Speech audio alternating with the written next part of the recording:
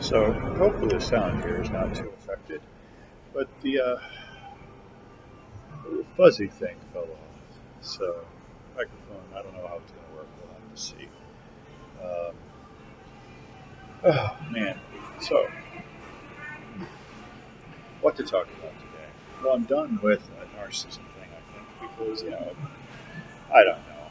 I don't really think I care that much in the first place, and I think I'm pretty sure that it doesn't relate to me directly. Sure, there might be some narcissistic elements, but I don't think they're pathological. I don't think they're overwhelming. I don't think they're domineering in my personality. I just think they're possible small tendencies.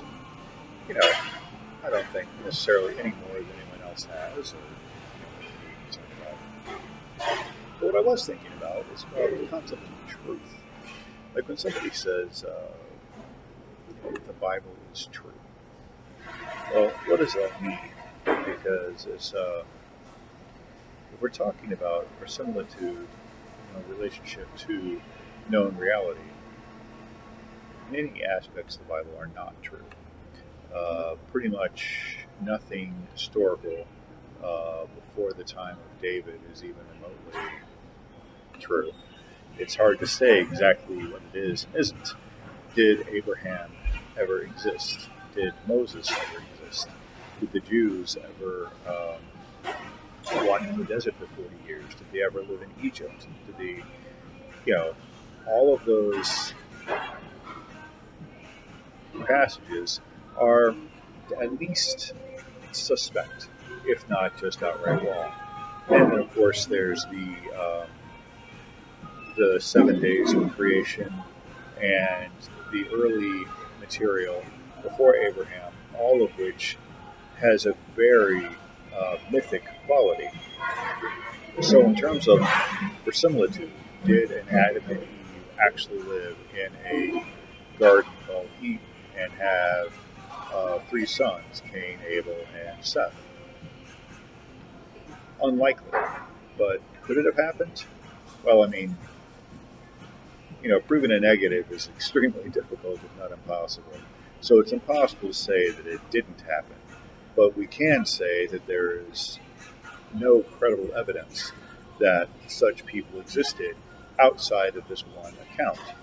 And since this account has other things in it that we know are fanciful or just historically incorrect, it makes it less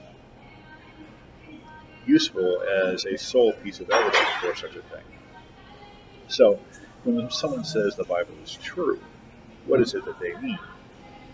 If they mean, like I said, that every single word of it relates to reality in a verisimilitude kind of way, in a one-to-one correspondence kind of way, I think that's clearly not right.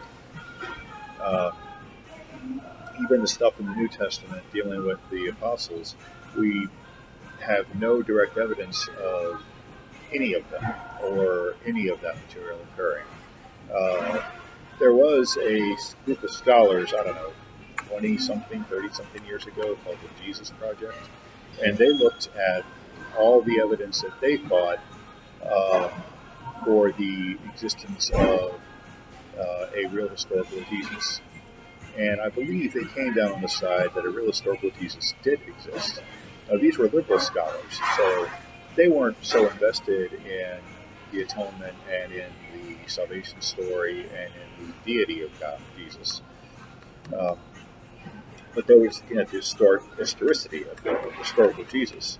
And they concluded that the only thing in the Bible that some historical individual has come down to us as Jesus may have actually said is given to Caesar what is Caesar's.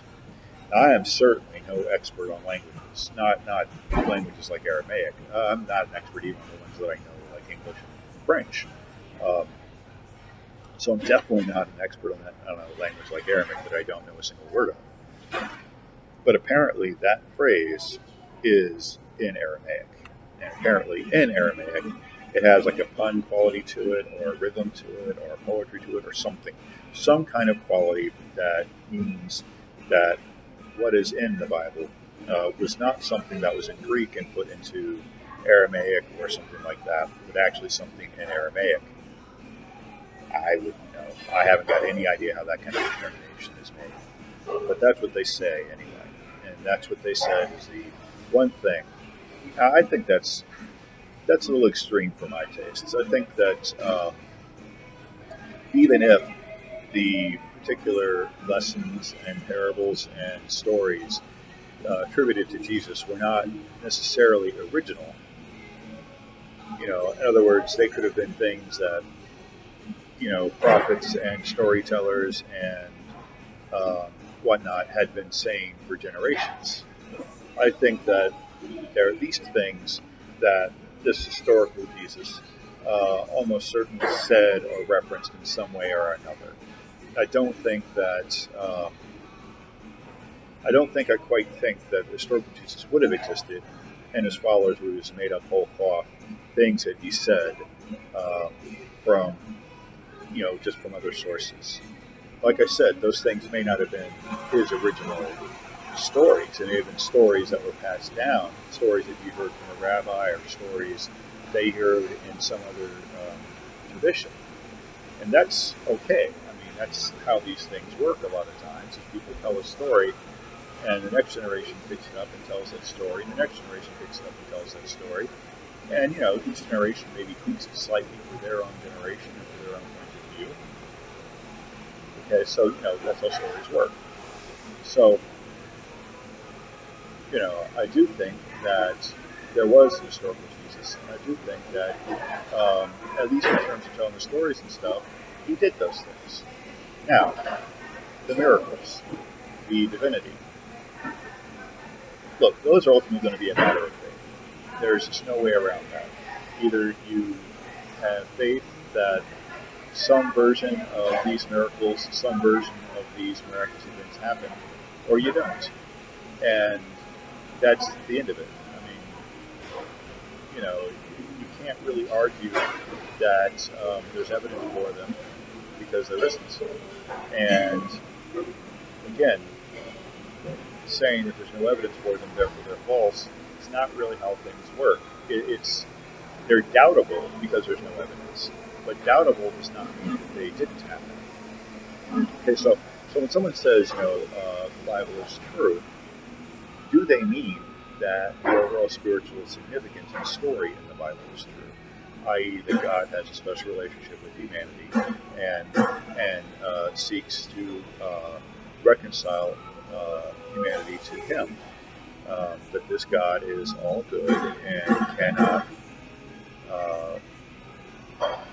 be in the presence of, or cannot. Anyway, He's not a big fan of the things that humans do that are bad or evil, and so those things have to be purged or cleansed or covered over or forgiven. They have to in some way be atoned for. And that's what Christians believe Jesus did on the cross. And that's what at least the Temple era Jews seem to believe, that they could sacrifice animals or other things perhaps to cover up their sin debt. Now, I'm not sure what current Judaism believes, so I don't know if that relates to current Judaism at all, but that does seem to be what Temple Judaism was about, being able to sacrifice or atone for sin. So, is that general spiritual message of the Bible true? Is that what we mean when we say the Bible is true? Well, that's a far cry from saying that there were literally 7 days of creation. And we talk about, sort of, individuals being people who tell the truth. We mean that verisimilitude. We don't mean that they have the spiritual essence of something. We don't mean that they have the spirit of something. We mean they have the accurate verisimilitude, accurate correspondence with reality. When the court says, you promise the truth, the whole truth, and nothing but the truth, that's what they mean. They don't want you to say, well, it's in the spirit of things that so-and-so committed this crime, therefore he must have committed this this crime. That's ridiculous in a court of law. What they want is the evidence that, I saw so and so do such and such, or, here is the direct written evidence, or the direct photographic evidence, or, the paper trail, or the receipts, broadly speaking, of this crime. Just because you feel so and so is guilty, just because it seems to make sense that so and so would be guilty, that's not going to convict anybody, and that might not even be admissible in court in any way. Now, when you deal with motive, why someone did something, okay, and then you may rely on things like feeling and whatnot. Like, we know that this person hated that person, or we know that this person stood to gain a large inheritance if this person died, or some other kind of logical connection. But it's not just you feel, it's a logical connection. In any case, it's never just the, quote, spiritual significance. It's always related to, the correspondence to reality. So when we say the Bible is true, are we interested in that correspondence to reality, or are we just interested in the spiritual truth? Now, in some cases, this doesn't seem to matter very much. Other cases, it does. Like, for instance, take the book of Jonah. Did Jonah, the man, ever actually get swallowed by some big fish or a whale? Who cares? That's not the point of the story. The point of the story deals with when God calls you, how you respond, and God's forgiveness when you don't respond to Him, and the urgency of His call and things of that nature. That's what Jonah is about. Whether or not the whale story ever actually happens, I don't think it matters. I think in that case, the truth of that story is in the spiritual significance. But I guarantee to you, you mention this to most Christians, and they're going to try to prove in their minds and to you that Jonah really happened. I can't imagine why that would matter. Anyway, more on this later.